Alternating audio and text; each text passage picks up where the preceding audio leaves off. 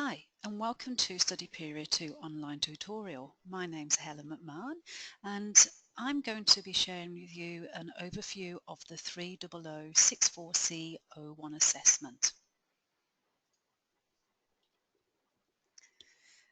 So what does that entail? Well, the whole purpose of this presentation, as you can see, we've actually got a few of them.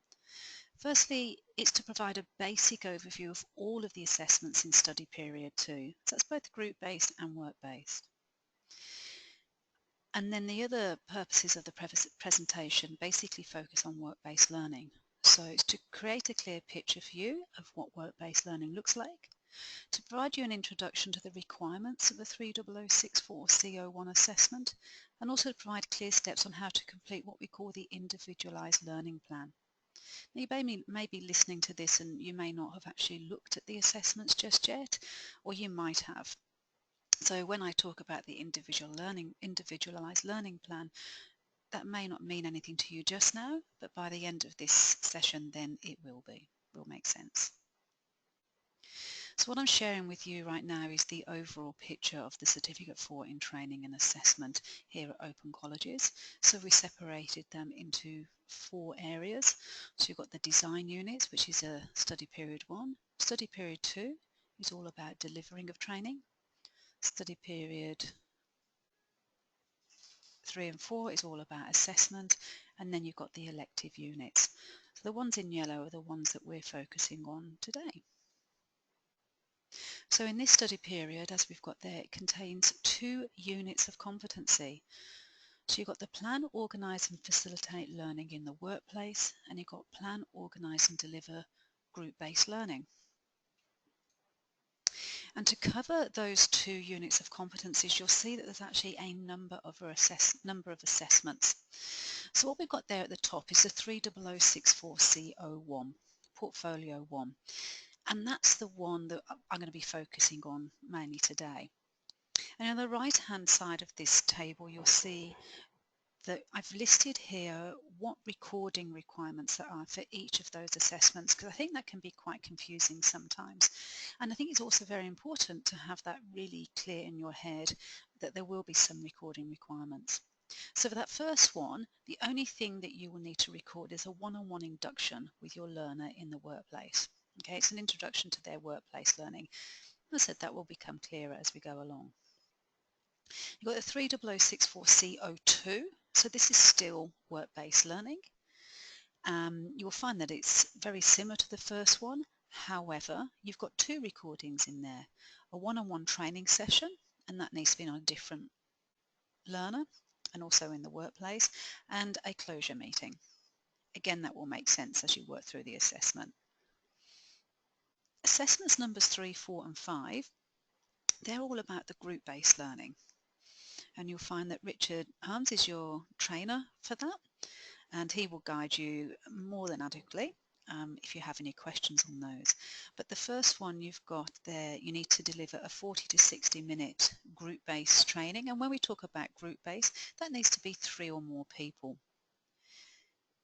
The 3006502 is another 40 to 60 minute group-based training, again with 3 or more people, and that session needs to flow on from the previous one. So the subjects, you go from one to another. So if you imagine you were to deliver a whole day's training, the recordings you're sending me is from the first part of the session and then the second part of the session. And then the 5th one, the 3006503, Portfolio 3, is another group base, and it's to a different group. Again, it's 3 or more people. It doesn't matter what that's on, absolutely anything, and it's a minimum of 20 minutes. Okay, so the first 2 group base are 40 to 60 minutes. And all of those recordings are governed by the unit, we are, I guess, guided by the unit of competency that we are training and assessing you for. And you'll notice in bold at the bottom there that you must train adults. We have in the past had some students, particularly in the work base, where they've submitted an assessment and it's a 13, 14-year-old. This is adult learning, and so therefore they do need to be adults. What I'm sharing with you now is a screen from Open Space, and it's titled Formative Assessments. And the reason I'm sharing this with you is there has been some confusion, sorry, in the past about which ones of these you need to do. And there in the nice big red area, we've put there the mandatory assessments. So you'll find the first three up there, they're called formative assessments, formative assessment forum. A formative assessment is something you do as you go along. So the way you can use those is kind of like a test assessment, give yourself a bit of a practice, but you do not have to do them. And if you do them, they're not ones to be submitted and marked by either myself or Richard or whichever trainer assessor is doing that. The ones you do need to submit are the ones that I've just run through in terms of the recordings, and they're, again, like I said, they're in that red area, the 30064C 01 and 02, and then the 30065A, portfolios 1, 2 and 3.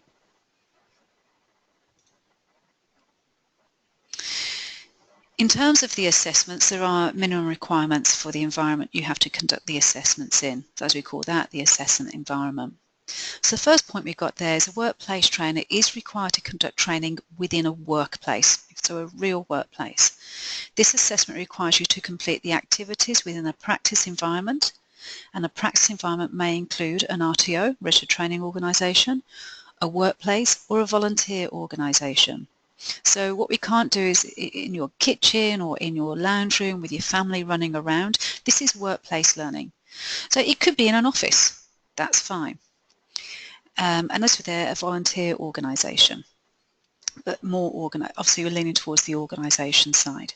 And as we put there, if you don't have access to a practice environment, just contact us. So contact the course coordinator or program manager. So contact Michelle Christie or Jessica, and they will be able to talk through you what the options are.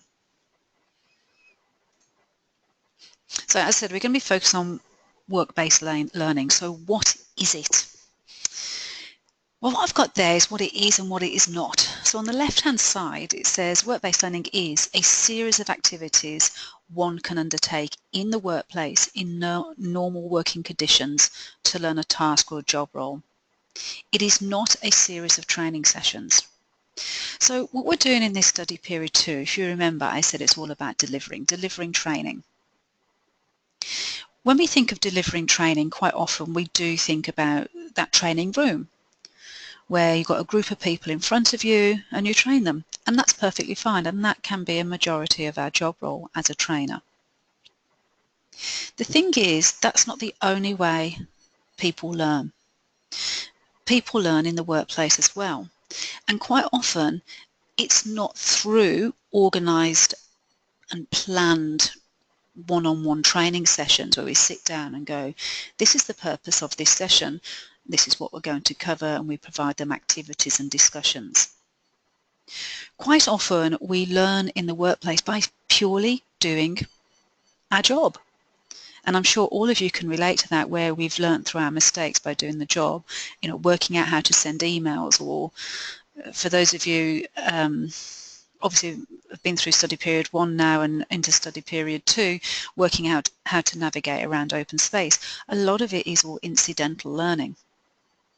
So what we try to do in this study period 2 is give you another option of how your learners can learn. And that is about organising a series of activities your learner can do in the workplace by doing their job. Okay? So as it says there, in normal working conditions to learn a task or job role. But it's actually documented down. So it might be, okay, today you're going to go and work with Helen on reception, and you're going to be making calls for the next couple of hours. That's part of their learning journey, and that's what we're doing in work-based learning.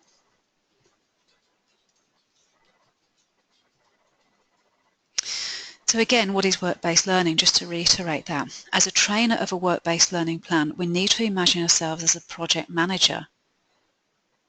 So you're not necessarily delivering every single step. It's got there, we're ensuring the learner undertakes each of the steps in the plan. We do not have to be the trainer of every step, but we do have to manage the timing and the reviews. It does not have to be against a unit of competency either. So in study period 1, we're constantly talking about units of competencies and all the performance criteria, etc., and that's a benchmark. For this particular assessment, the work-based learning, we're now asking you to step away from that. And you might go, what? But you'll find that the units of competency, everything you learned in study period 1, will come up again, particularly in the assessment area. So to make it easy for yourself, I suggest you step away from units of competency and just think about the jobs that the people need to learn within your workplace. How can they learn that? What activities can I set out in them in a plan for them to learn that job? And what you're doing is then thinking, who can be with them when they're learning that? Who can be supervising them? Is it their supervisor? Is it a manager? Is it their colleague? And you delegate that responsibility to them. And that's where you become this project manager. So a bit more of setting the scene. So what are you going to be doing? So you will be performing an induction with your learner. And this needs to be recorded. So the whole of 3006 4C01 is about a new person within your organisation, and you're putting a whole induction program together. And what I've put there, this needs to be recorded, might be a little bit confusing, but the bit you need to record, you'll find that within there's an initial meeting. That's the bit we need you to record. So what will happen is, as it says there in the second dot point, you will develop an individualised induction program. So it's just a plan with a fancy name, and then you'll implement it. So as part of that implementation, you will need to sit down with the learner one-on-one with the plan that you've put together for them and do an initial meeting with them. And within that initial meeting, you're basically making them feel welcome, but also predominantly you're just walking them through the different stages of the plan. Say, this is the plan we've got for you. How does it look? Do you think it's going to work for you? Introduce them to some of the, well, I say introduce them. Show them the names of the people who are going to be helping them at which stage. Explain to them what the boundaries and expectations are. So that's the bit that you're going to be recording. And when we say you implement it, yes, that's the first step. But then your learner will go on and do all the different activities. And during that, you will conduct what we call review meetings. And that's to touch base with that learner. How are they doing? Did they enjoy the other activities? Have they learnt much? Is there anything else that they need to learn? Do we need to change the plan? So as it says there, implementation requires you to facilitate the program and ensure the learner attends all of the activities. So they, might be sick or might not, but just make sure everything's going along okay. Also requires you to coordinate the people running the activities. So you need to make sure that Bob in the next department, who's due to sit down 9 o'clock tomorrow morning with Julia, is actually ready for that. That's your role as facilitator in work-based learning. Now within that plan, you will see within the instructions that you do also need to run one of the training sessions within it. So how do we start setting this all up? Well, what we've got in front of you, I've got there the outline of what's in a job description. Why have I got that? Well, that's where it all starts. If you think you've got a new person and you're helping them learn their job or part of their job, the best platform to come from is their job description. So you'll see that we will ask you to submit that job description, and you'll see that there's some examples of the type of content that you will come across. And then when you get to the individualized learning plan, you'll see something like this in there. And what we're getting you to do here is to think, okay, what are the different parts of the job, so the job task and activity, and then taking each one of those and just breaking it down, brainstorming the different steps of how they would do that. And this is because It's basically a task analysis to make sure that we cover everything in the plan itself. So it gives you that to go back to. What I'm showing you here is a snippet of what the individualized learning plan looks like. Okay, and these are the steps, as it says. So you've got step 1, and we've put at the top left there, work, task or responsibility. So what task is it that they're learning? And then to the right of that, you've got learning activity description. So as it said, how are they going to learn that work task? Is it sitting in on a one-on-one session? Is it going on a training course? Or is it sitting down with Bob on reception, observing him make calls and receive clients, whatever the task is? Or is it that Julia is going to work on reception for a whole day, unsupervised, making calls and bookings? So that's the sort of thing we're looking for. We don't need a whole essay in that learning activity description. What we do need, however, is to really see how they're going to learn it, not what, how. Then you've got the who is involved, so who's responsible for that step, date, time frame. So it could be 1 hour, 2 hours, 3 days, 2 hours a day for 4 days, those type of things. We've got training provider. Is it in the workplace or is it external? And what you'll see across the work-based learning assessments, there are some requirements. You do organise an external training in there. Then you've got all these different training methods. So I know you've described it to me, the learning activity description, but now let's give it a label. Is it a meeting? Is it a one-on-one training session in the work area? Is it coaching? You've got things like supervised practice and unsupervised practice. Because even if it's just them sitting at their desk working, doing something, booking calls or filling in forms, that's still learning. And then what you'll see under each step, there's like an implementation. So what happens when you have your review meetings, you'll go, all right, on the 1st of January, well, probably wouldn't be the 1st of January, but on the 10th of January, you had a session with Bob where you're working on reception with him. How did that go, etc., etc. And you, as the facilitator of the work-based learning, the individualized learning plan, will sign and date that that's all been done. You'll see under step 2, it follows the same pattern, but we've also added in there a review meeting and implementation. So you'll see in a minute, well, you can see at the bottom of that page, you've got learner self-evaluation. So the learner gets to put some kind of, you talk to them during the review meeting and then write some notes in there as to what they say. And then you'll see in a minute, I'm going to show you a working example of one of these where you will write your comments as well. So let's have a look at a working example. Excuse me a minute, bring my screen across. All right, so what you should be able to see in front of you right now is the open space page for study period 2.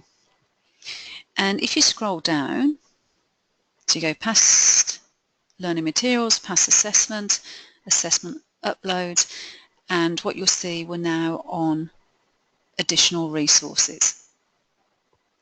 At the bottom of additional resources, there's this study period news forum. If you click on that, there's all these posts from myself and other trainers and Michelle, program manager. And at the first, right at the top there, it says work-based learning. What is it really about? If you click on that, what you'll find is some blurb from myself, which I actually had in one of the slides a few moments ago about what work-based learning is and isn't. But what you'll see at the top right hand corner, it says there's a link there to a sample appendix B for forum. So if we click on that, down at the bottom you've got the sample appendix, little Word opening box. Click on there and there you've got an example.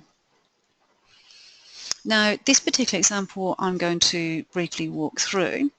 However, after listening to this session, obviously you're more than welcome to go into that forum and get a copy for yourself and just have a look, have it there in front of you while you're completing it. So in this case, we've actually developed a plan for Jessica, and that's because Jessica is an extremely experienced trainer and assessor in the beauty area, and she did her TAE. And then from getting her TAE then came and joined us in our team, which has been fantastic, I have to say. And part of her learning was getting used to how we at Open Colleges deliver the TAE, because her role is to support you guys as well as us. So we put a plan together.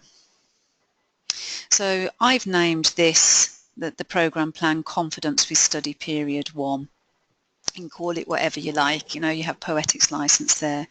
Objective of the plan for Jessica to be able to support the management of Study Period 1 within a daily role of course coordinator. How often we're going to have meetings? Every couple of days at various times, and this is where it's going to be. Here I've brainstormed and included a number of responsibilities from both the learner's point of view and the facilitator. This is a plan that everybody needs to embrace and make happen. So yes, you're the facilitator of it, but the learner needs to be on board as well. So just put some boundaries and responsibilities in there. Now, with Jessica, we knew we wouldn't have any problems at all, that she'll turn up, etc., because of her dedication. In the past, I've done things similar to this, where we've had employees who aren't as keen, and therefore this really does work, and once they sign it, there's that little bit of, a lot of ownership. On the second page, you've got learning strategies and approaches. So you start thinking about, okay, so how are we going to get her to learn this job? And I've put here, I'm going to get to navigate open space, get some knowledge of Study Period 1. I want her to learn how to post on a forum, mark assignments, etc. And then we start looking at the job content from that job description. And down on the left-hand side here are all the sort of things that will be expected of Jessica when she's doing her job. And then on the right-hand side, I've just done step 1, 2, 3, 4, okay, and not written anything after it. But in here, after each step, you go, okay, so what are the steps of being able to navigate open space and break down each task? Because that will make sure that we do cover everything in her plan. So in each of these, when you come to do your plan, you might only have 3 job tasks or activities. You might have more. And the number of steps are going to change as you go along, depending on what it is you're training them on. Now, I'm not sure if you're aware, but if you want to add an extra row in there, because you can use this template to suit your needs, you just highlight it, right-click, insert, and go row below or above, wherever you want. And there another one comes in. Or, to make the document really tidy, if you're not using all of them, go right-click, delete cells, delete entire row. Okay, so it just tidies it up. And you know what? You've always got the undo at the top left-hand corner, one of my favourite functions. So then we think about what resources are required to make this happen, and we drop them all down. Then we think about who needs to be part of the support team. Who are we going to delegate training to? Pop their details down. administrative requirements. What needs to be organised? Do they need any logins sorted? Do they need a desk organised? What else is required? Now this one, contractual requirements, this is actually originally from traineeships and apprenticeships, and it probably sounded like a bit of a sigh there, and I didn't mean to, but it's one of those things that has been around for a while and is not always applicable. So if you are doing one of these for someone who's undertaken a traineeship or an apprenticeship, they will have what we call contractual requirements. So they would have to, for example, as part of their contract of the traineeship, they would have to complete training within a certain period of time, or they can only have so many hours learning or on the job, or certain break times. And the thing is, that's where this type of work-based learning originated from. It is now used in all job roles. So even, like I said, even with Jessica on her job role. So sometimes that's not applicable, and that's fine. Sometimes you might think, let me just look at what their contract is, so their awards. I know, for example, I went to train one particular organisation. Granted, it wasn't work-based, it was in the training room. But as part of their contract, they had to have a whole hour for lunch. You couldn't do half hour, and it had to be at a set time. So I had to train within that and sort of alter my training to suit that. So it can vary. So in essence, there could be a number of things listed down there in your example, because you're doing induction for a trainee, somebody in a traineeship or apprenticeship. It may be not applicable, or there might be just a few items there. And then we consider any documents and OC health and safety. Then to the steps themselves. So this is the section that I showed you on the slide not so long ago. And you'll notice the first one is an initial meeting. It is really important that the initial meeting is in step 1, because you can't start to implement this plan without that initial meeting. And then here we got a brief overview, a one-on-one meeting to discuss the individualised learning plan and the steps involved. That's what we're going to be doing. I'm running it, it's a meeting. How long and where it is. Now this is not a completed one because there's no dates in here. Step 2, it's all about learning the company knowledge, so Open Colleges.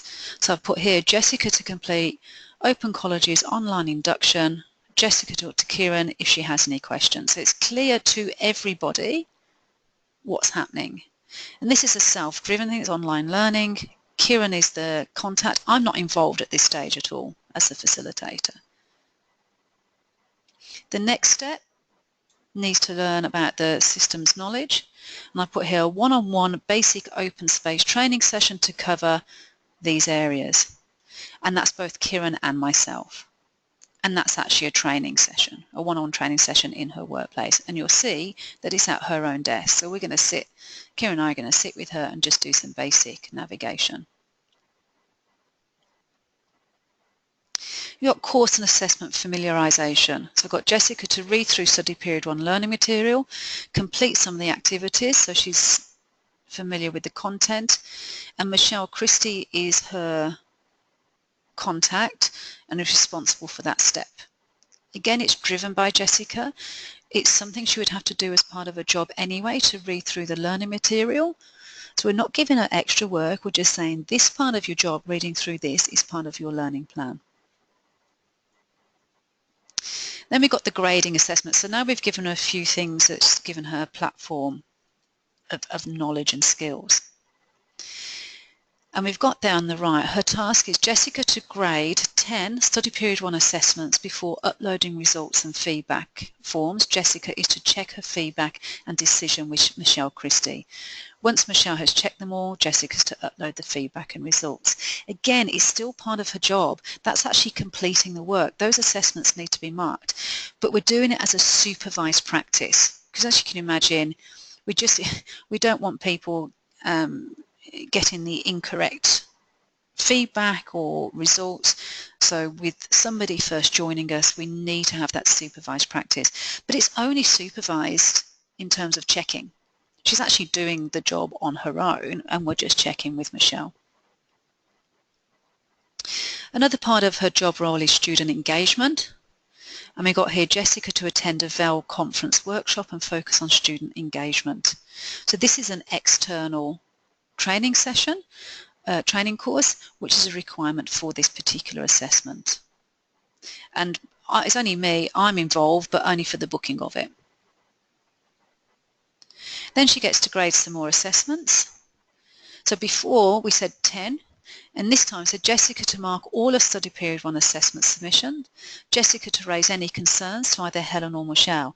Now you'll notice that this has changed from the previous marking one, because before we got her to check with Michelle before we upgraded. Now we're going, you know what? We believe you're ready.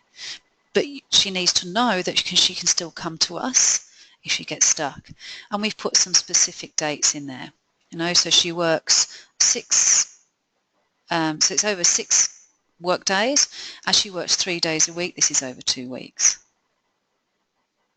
And that's just an example of the type of things that you can put into your individualized learning plan. Now, in our template, we go up to 7 steps. You can add more or have less. I really want to imagine there would be less than 7, but you can add more in. Okay, so you can copy a whole section like this, go, whoops,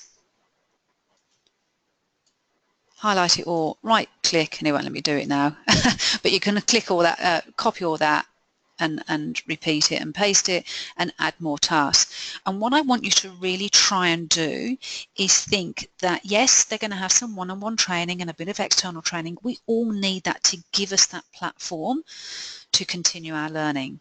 However, a large percentage of their learning needs to come from them doing the job in the workplace, you delegating tasks for them, and you not being the only trainer or facilitator, that you're delegating that out to people.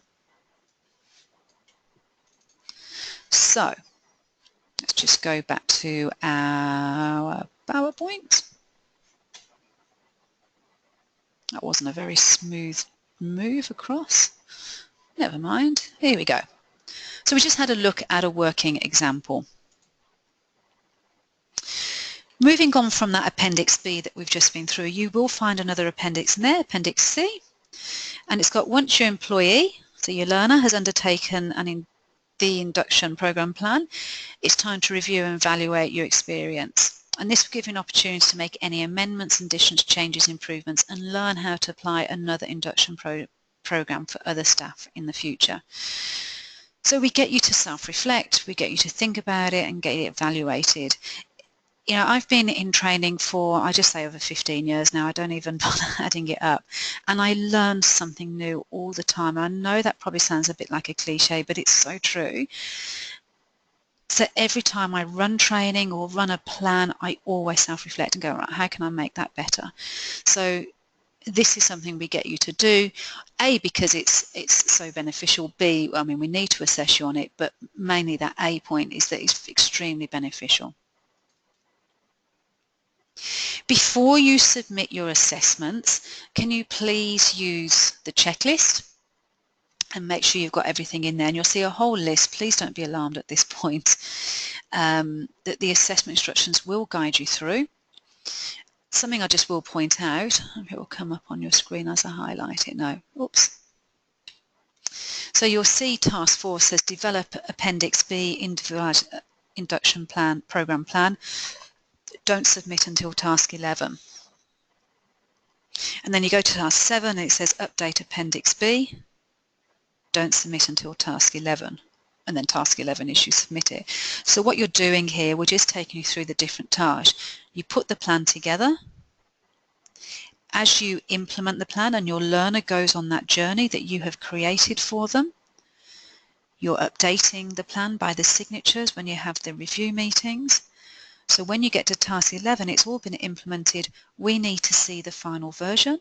So there'll be handwritten notes in there, signatures, dates. So it's a completed document. So you don't have to send in 3 versions of it, we just need the final version. So what's next? Once you've done the O1, your next assessment was 30064 CO2, and you will need a different learner for it.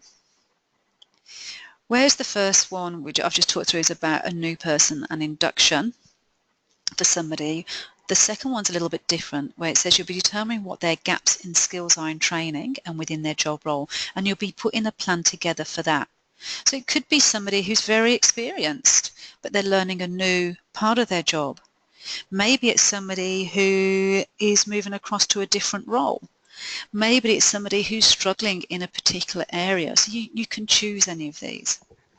And whereas before I showed you some of the recordings that are required, whereas in the first one you were required to deliver the initial meeting, with this one of the sessions within the plan will be a one-on-one training session, and that will need to be delivered by you, and it will need to be recorded. A reminder, just in case you haven't seen it, but if you have seen it, it is a reminder. The TAE course is in what we call Teach Out. So the industry has endorsed a new version of this course. So therefore the current TAE has expired. Do not worry, that doesn't mean that your qualification will not be recognised. It will most definitely be recognised. It means that we cannot enrol any new people onto it, because when the new one is up and running with us, then that's the one we'll be enrolling people in. What it also means that everybody needs to be completed by the 5th of October of this year. So all students will have to complete all of their studies, so all of their assessments in all of the study periods by the 5th of October. If you miss that deadline, we really cannot do anything about it. We are regulated and we don't have any say in that deadline. So please keep in contact with us. We're monitoring at this end. So if you're struggling, we're doing everything we can to, if you're struggling in terms of time or content, use us to help you so it doesn't get delayed. So at the bottom of that slide, it does say this means that you'll need to complete your last assessment by the end of September at the very latest, to allow time for marking and processing. Be aware that WD grades, that's withheld grades, may occur, so don't wait to the last moment to submit your assessment. So if you submit it on the 5th of October or 11 p.m. on the 4th of October and it's graded as withheld, which means you've got work to do, we can't remark it by the 5th of October. It has to be signed off, not submitted waiting to be marked. It has to be marked and signed off. So sorry to go on about it, but we don't want you to miss out. If you have any questions at all, you are more than welcome to message me, Helen McMahon, Jessica or Michelle. So I run Study Period 1 and the work-based learning for Study Period 2, and Richard runs the group-based learning for Study Period 2. Thank you for coming along and thanks for listening. Please keep in touch. Work-based learning,